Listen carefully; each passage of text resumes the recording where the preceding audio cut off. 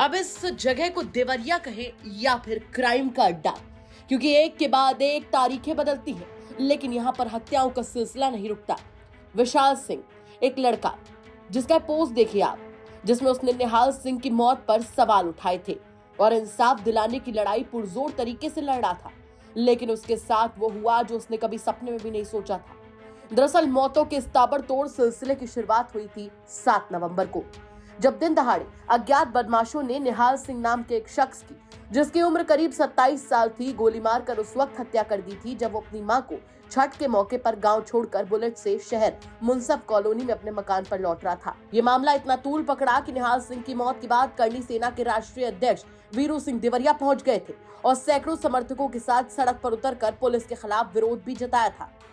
इसी विरोध में एक और चेहरा पुरजोर तरीके से निहाल सिंह को इंसाफ दिलाने की मांग कर रहा था, और वो चेहरा किसी और का नहीं बल्कि विशाल सिंह का था। वो विशाल सिंह जिसने निहाल सिंह के लिए फेसबुक पर एक पोस्ट भी किया था, और इस पोस्ट में उसने लिखा था कि एक पढ़ने वाले लड़के स्वर्गीय निहाल सिंह को प्रॉपर्टी डीलर बताकर आखिर मीडिया और प्रशासन क्या सिद्ध करना चाहते हैं।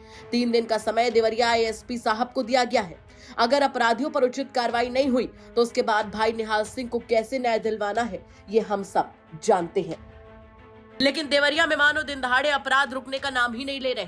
तभी तो वो विशाल सिंह जो निहाल सिंह को इंसाफ दिलाने की मांग कर रहा था, वो भी अपराधियों की बलि चढ़ गया। दरअसल 7 नवंबर के बाद 16 नवंबर की रात बीकॉम के छात्र की निर्मम हत्या करने की सनसनीखेज वारदात हुई थी, और वो कोई और नहीं बल्कि निहाल सिंह को इंसाफ दिलाने की मांग करने वाला विशाल ही था। आपको बता दें कि मृतक विशाल सिंह गोरखपुर के डीवीएन पीजी कॉलेज में बीकॉम सेकेंड ईयर का स्टूडेंट था, और वो अपने कॉलेज में काफी ज्यादा पॉपुलर भी था। 16 नवंबर की रात देवरिया थाना इकोना ग्राम हौली बलिया के रहने वाले विशाल को किसी ने फोन करके बुलाया और घर से महज 150 मीटर की दूरी पर हत्या कर दी। जिसके बाद जब लोगों ने उसे देखा तो आनन फानन में सरकारी अस्पताल ले जाया गया, जहां से उसे एक प्राइवेट अस्पताल में रेफर कर दिया गया और डॉक्टर्स ने विशाल को मृत घोषित कर दिया। इस मामले में मृतक के परिजनों की तहरीर पर 4 के खिलाफ केस दर्ज करके पुलिस ने अपराधियों की तलाश शुरू की। करनी सेना के राष्ट्रीय अध्यक्ष वीरू सिंह फिर से आए और मृतक के परिजनों से मिलने घर पहुंचे और आरोपियों का एनकाउंटर करने का पुलिस को अल्टीमेटम दिया। 19 नवंबर को सुबह 2 बजे देवरिया गोरखपुर की सीमा पर पुलिस से अपराधियों की मुठभेड़ हुई, जिसमें एक बदमाश भाग गया, जबकि मुक्त अभियुक्त रजा खान को पुलिस ने गिरफ्तार कर लिया। इसके बाएं पैर में गोली लगी और इसका इलाज मेडिकल कॉलेज में चल रहा है, और इसने पूछताछ में बताया कि इसने रंजिश में विशाल सिंह की हत्या की थी। क्षेत्र में दिनांक 16/11/2024 को एक युवक की हत्या की गई थी। युवक के परिजनों द्वारा दी गई तहरीर के आधार पर थाना इकोना पे अभियोग दर्ज किया गया, जिसमें घटना में शामिल एक अभियुक्त को पुलिस मुठभेड़ में गिरफ्तार किया गया है, जिसके पैर में गोली लगी है, जिसका इलाज हो रहा है। उसके द्वारा पूछताछ में बताया गया कि पुराने विवाद को लेकर उसके द्वारा अपने साथियों के साथ मिलकर उसकी हत्या की गई थी।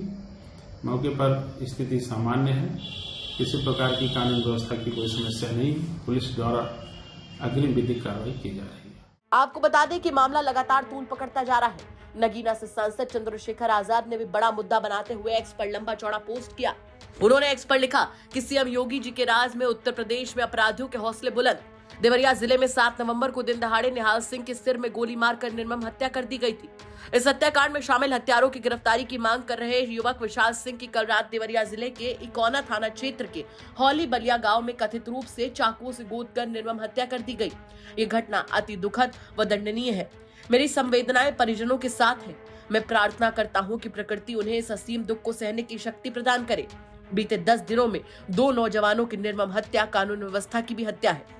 इसी के साथ चंद्रशेखर आजाद ने देवरिया पुलिस को टैग करते हुए लिखा कि देवरिया पुलिस से अपील है कि तत्काल हत्यारों को गिरफ्तार कर सख्त कानूनी कार्रवाई सुनिश्चित करें, ताकि अपराधियों में कानून का भय व्याप्त हो।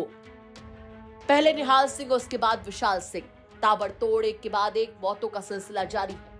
इस घटना के बाद कई सवाल खड़े होते हैं। सबसे बड़ा सवाल तो ये है कि आखिर कब तक उत्तर प्रदेश में ऐसा नरसंहार चलता रहेगा, और उससे बड़ा सवाल यहाँ पर यह खड़ा होता है कि देवरिया में कब ऐसे मामलों पर रोकथाम होती है, क्योंकि निहाल सिंह के बाद विशाल सिंह की मौत पर लोगों में गुस्सा साफ तौर पर नजर आ रहा है। क्या कहना है आपका इस खबर पर हमें कमेंट सेक्शन में जरूर बताइएगा। इसके साथ ही अगर आपके आसपास के इलाके में कोई ऐसी बड़ी घटना होती है जो कि क्राइम की एक बड़ी खबर बन सकती है तो हमें कमेंट करके जरूर बताइएगा। हम उसकी तह तक जाएंगे, उसके बाद में उससे खबर के तौर पर आप तक जरूर पहुंचाएंगे। नमस्कार।